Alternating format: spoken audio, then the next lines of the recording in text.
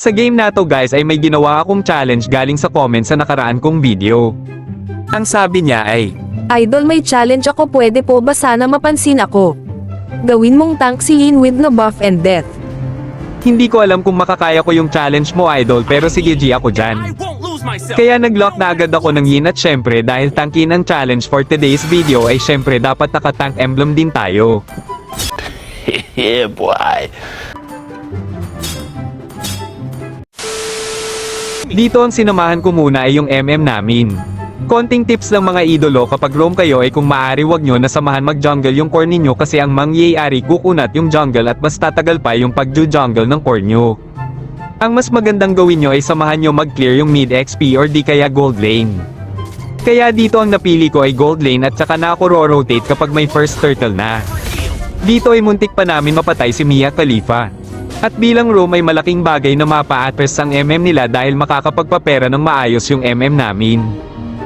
Akala ko umuwi na si Mia pero di pala kaya pinasok na siya ni Layla de Lima.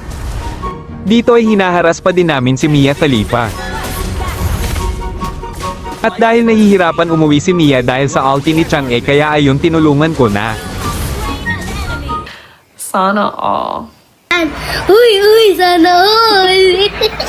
At dito ay re-respo tayo sa first turtle kaso nabigyan dito si Terizla. Kaya naman ipaghihiganti namin siya. Tingnan nyo dito guys gaano kakunat yung Yin natin.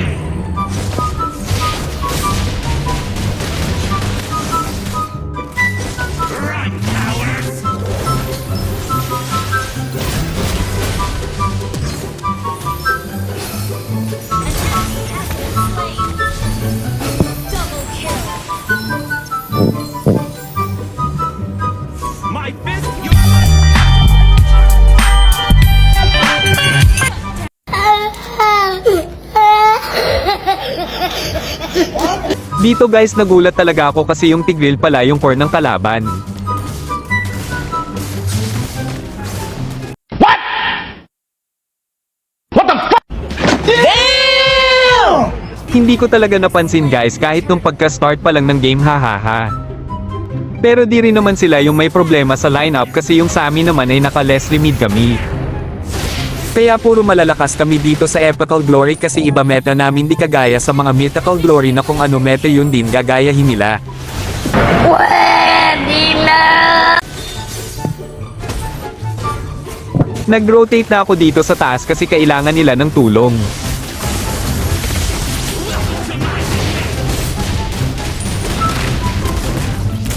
Sobrang kunat ng giyatay nga edit kaya ako pa yung namatay. Kaya dito ay di natin nagawa yung challenge ni Idol na dapat hindi mamatay hahaha. Dito napatay ulit ako kasi ang daya naman talaga ng hero na bago. Kita nyo guys binabalibag ako papalayo para di ako makalapit sa kanya.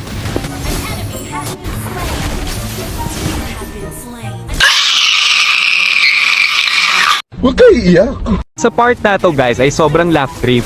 Mapapatay ko dito yung Mia kahit wala akong damage.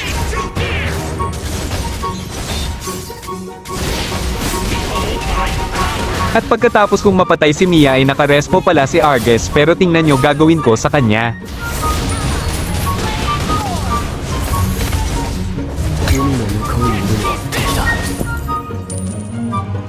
Sobrang gigil ni Arges, akala niya siguro basta-basta niya ako mapapatay dito, di niya alam nakatank build ako.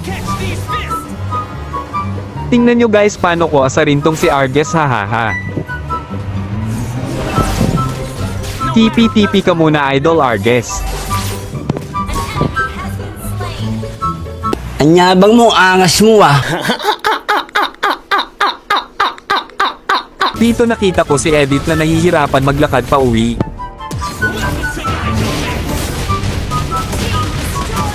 At dahil mabait tayo dapat tulungan natin yung mga nangangailangan.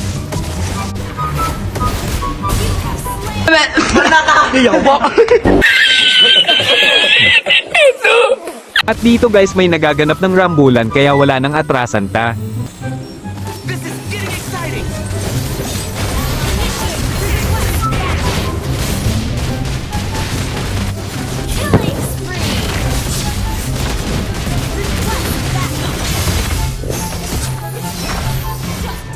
Dito ay unti-unti nang nauubos yung kalaban at mukhang gusto ng tiposan ng mga epical glory kung kakampi. Killing spree. Ally has been slain. Double kill.